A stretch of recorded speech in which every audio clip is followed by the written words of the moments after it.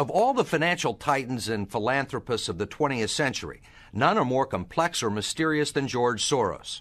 Like Carnegie, J.P. Morgan, and the Rockefellers, he amassed billions through ruthless business decisions, only to turn around and give away most of his fortune to advance his own personal philosophy. He can move world financial markets simply by voicing an opinion, or destabilize a government by buying and selling its currency.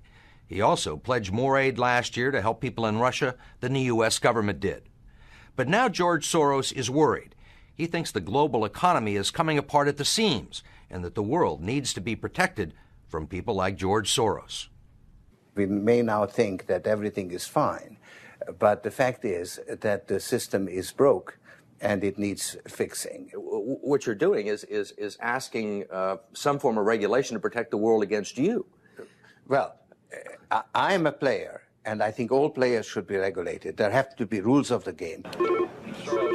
Take 81,000 to buy 48,000. Buy him 69,000 YUM. Right now, his quantum group hedge fund moves $14 billion of rich investors' money around the world every day, looking for profits and answering to no one. Soros makes huge bets on whole countries and economies. Last year, when he saw cracks in the Asia boom, he began selling the currency in Thailand. Traders in Hong Kong followed suit, triggering a financial crisis that plunged much of Asia into a depression. In the last 2 years, you've been blamed for financial collapse of Thailand, Malaysia, Indonesia, Japan, and Russia. Yeah, all of the above. All of the above. Yeah. Are you that powerful? No, I think there's a great misunderstanding. The Prime Minister of Malaysia said that the region spent 40 years trying to build up its economy, and along comes a moron like Soros with a lot of money, and it's all over. He called you a criminal. It's easier for him to blame an outside force than to admit that they were mismanaging their economy and their currency. The French finance minister talked about hanging speculators from lampposts. Soros says the Asian currencies would have collapsed even if he hadn't been in the market. They were overvalued. He says people tend to follow his lead because he's been so successful. I think that I've been blamed for everything. I am basically there to make money. I cannot and do not look at the social consequences of what I do. This man is a carnivore of the first order. Jim Grant is the editor of Grant's Interest Rate Observer and one of Wall Street's most respected analysts. He never tires of watching Soros, in part because of the huge bets he's willing to place on his hunches. He has always amazed the people he's worked with at his audacity and his willingness to back up his commitments with enormous sums of money. It causes the blood to drain from ordinary mortals' faces. Like risking $2 billion in Russia. When the Russian market began falling apart in August, Soros was the country's single largest investor. He called the U.S. Treasury and asked Uncle Sam for $7 billion to prop up the ruble. When U.S. officials failed to intervene, Soros wrote a letter to the Financial Times of London saying he thought the Russian currency should be devalued by as much as 25%. A few words from Soros were enough to cause panic selling that fueled the crash. What's it like to have a statement that you make have such serious, grievous consequences? I mean, you can, it looks to me like in a number of situations, you can take a position against a currency or make a statement, and the whole country falls apart. Well, it's a tremendous sense of responsibility, actually. And it's also a humbling experience because I am actually trying to do the right thing, and sometimes what I do has an unintended negative consequence, as it did in Russia. For both the Russian middle class and for Soros, who lost his $2 billion. Whatever his motivations, no one can accuse him of greed. He's backed away from the day-to-day operation of his businesses and is giving away his billions now with the same determination that he made them in places like Haiti, a country that has less money in the bank than he does. Last month, he brought the First Lady with him for a look at some of the projects his foundation is funding. This is Mr. George Soros, and he's going to be helping the hospital. This year, Soros plans to give away almost $500 million around the world. In Bosnia, when the water supply to Sarajevo was cut off at the height of the siege, it was Soros who wrote a check to jury-rig a pipeline through an abandoned highway tunnel. $5 million up front can be more valuable than $50 million a year or two later. Ambassador Richard Holbrooke brokered the peace in Bosnia. At one point, after the Dayton peace agreements in Bosnia in 1995, for a considerable period of time, George had given more money to implement the peace agreements than the U.S. government had. He just could move that fast. In Russia, he pledged $100 million to help scientists who might otherwise have sold their expertise to bidders like Iran or Iraq. In Eastern Europe, he's educated a new generation. And in Ukraine, he spent millions retraining the old Soviet military. At the center of George Soros, there's an inherent contradiction. Which is? Which is, on one hand, you're the capitalist who does not care about the social consequences of his act, and on the other hand, you are a philanthropist who cares only about social consequences. How do you resolve the two? Recognizing that as a competitor, I've got to compete to win. As a human being, I am concerned about the society in which I live. Which George Soros am I talking to now? The amoral George Soros or the moral George Soros? It's one person. It's one person who at one time engages in amoral activities and at the rest of the time tries to be moral. To understand the complexities and contradictions in his personality, you have to go back to the very beginning, to Budapest, where George Soros was born 68 years ago to parents who were wealthy, well-educated, and Jewish. When the Nazis occupied Budapest in 1944, George Soros' father was a successful lawyer. He lived on an island in the Danube and liked to commute to work in a rowboat. But knowing there were problems ahead for the Jews, he decided to split his family up. He bought them forged papers, and he bribed a government official to take 14-year-old George Soros in and swear that he was his Christian godson. But survival carried a heavy price tag. While hundreds of thousands of Hungarian Jews were being shipped off to the death camps, George Soros accompanied his phony godfather on his appointed rounds, confiscating property from the Jews. These are pictures from 1944 of what happened to George Soros' friends and neighbors.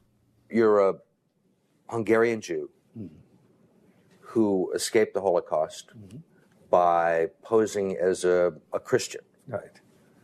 And you watched lots of people get shipped off to the death camps. Right. I was 14 years old. And I would say that that's when my character was made. In what way? That one should think ahead, one should understand and anticipate events, and one is threatened. It was a tremendous threat of evil. I mean, it was a very personal experience of evil. My understanding is that you went out with this protector of yours who swore that you were his adopted godson. Yes, yes. Went out, in fact, and helped in the confiscation of property from the Jews. That's right. Yes. I mean, that sounds like an experience that would send lots of people to the psychiatric couch for many, many years. Was it difficult? Not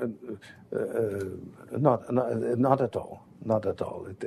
Maybe as a child you don't see the connection, but it created no problem at all. No feeling of guilt. No. For example, that I'm Jewish, and here I am watching these people go. I could just as easily be there. I should be there. None of that. Well, of course, I could be on the other side, or I could be the one from whom the thing is being taken away. But there was no sense that I shouldn't be there, because that was, well, actually, funny way, it's just like in markets, that if I weren't there, of course I wasn't doing it, but somebody else would be taking it away anyhow. In other words, whether I was there or not, I was only a spectator, the property was being taken away. So I had no role in taking away that property. So I had no sense of guilt. Are you religious? No. Do you believe in God? No. Soros told us he believes God was created by man, not the other way around, which may be why he thinks he can smooth out the world's imperfections. When we went with him to Ukraine, he was treated like a visiting head of state and was received by the president. Then he was received by the prime minister and finally the central bank. 20% in cash. They even allowed him to look at the books and asked him for advice. Lots of people want George Soros' advice. Most recently, South African President Nelson Mandela. Actually, President Mandela asked me, how could South Africa protect itself against speculators like you?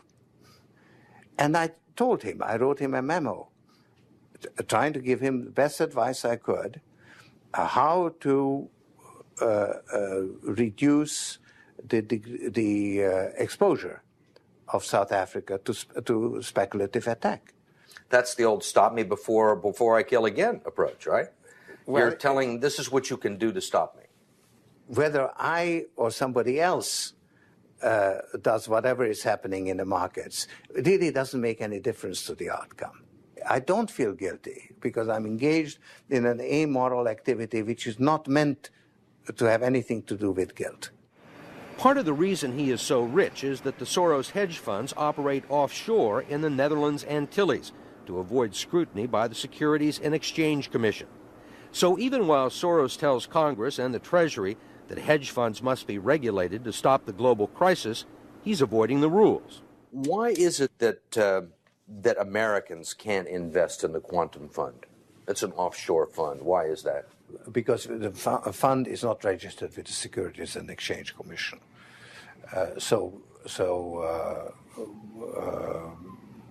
We are not licensed to do business in the United States. That's right. Because? Because we are not registered with the Securities and Exchange Commission. Because we find it more convenient to operate without it. So in some ways it's to escape regulation. Yeah, that's right. But you've been sitting here talking about the need for regulation. Yes, and whatever regulations are imposed, we will obey. We already conform to everything. If the beneficiaries of Soros's billions do not understand the intricacies of SEC rules and offshore hedge funds, they do understand what he's done for them. The president of Haiti is reading his new book, The Crisis of Global Capitalism, and so is President Clinton. Will all the attention spoil George Soros? George Soros, in a way, is Donald Trump without the humility. One of your money manager told us that George really does think he's a god. I mean, if you think that you're God and you go into financial markets, you're bound to come out broke. So the fact that I'm not broke shows that I don't believe that I'm God. In the last 2 years, you've been blamed for financial collapse of Thailand, Malaysia, Indonesia, Japan, and Russia. All of the above. All of the above. Yeah. Are you that powerful? No, I think there's a great misunderstanding. The Prime Minister of Malaysia said that the region spent 40 years trying to build up its economy, and along comes a moron. As a government by buying and selling its currency. He also pledged more aid last year to help people in Russia than the U.S. government did. But now George Soros is worried. He thinks the global economy is coming apart at the seams and that the world needs to be protected from people like George Soros. We may now think that everything is fine, but the fact is that the system is broke and it needs fixing. What you're doing is asking some form of regulation to protect the world against you. Well, I am a player, and I think all players should be regulated. There have to be rules of the game. Take 81,000 to buy 48,000. Buy him 69,000 YUM. Right now, his Quantum Group hedge fund moves $14 billion of rich investors' money around the world every day, looking for profits and answering to no one. Soros makes huge bets on whole countries and economies. Last year, when he saw cracks in the Asia boom, he began selling the currency in Thailand. Traders in Hong Kong followed suit, triggering a financial crisis that plunged much of Asia into a depression. Of all the financial titans and philanthropists of the 20th century, none are more complex or mysterious than George Soros. Like Carnegie, J.P. Morgan, and the Rockefellers, he amassed billions through ruthless business decisions, only to turn around and give away most of his fortune to advance his own personal philosophy. He can move world financial markets simply by voicing an opinion or destabilize